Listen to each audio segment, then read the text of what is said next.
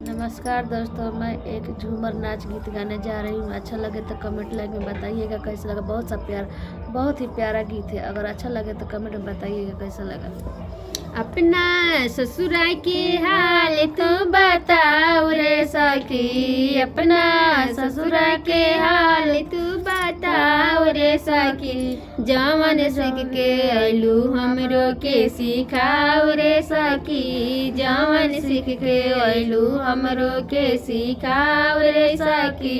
अपना ससुरा के हाल का बताई रे सखी। अपना ससुरा के हाल का बताई रे सखी। हमर सैया हमें छेना रसमलाई रे सखी। हमर सैया हमें छेना रसमलाई रे सखी।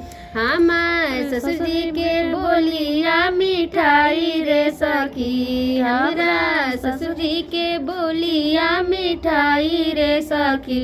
हमार सास जी के बोलिया मरीचाई रे सखी। हमार सास जी के बोलिया मरीचाई रे सखी।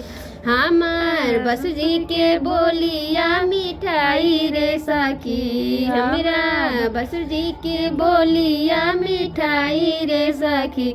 हमार गोतिन हई लाल मरीचाई रे सखी। हमार गोतिन हई लाल मरीचाई रे सखी। हमार देवरा हवे छेना के मिठाई रे सखी। हमार देवरा हवे छेना के मिठाई रे सखी।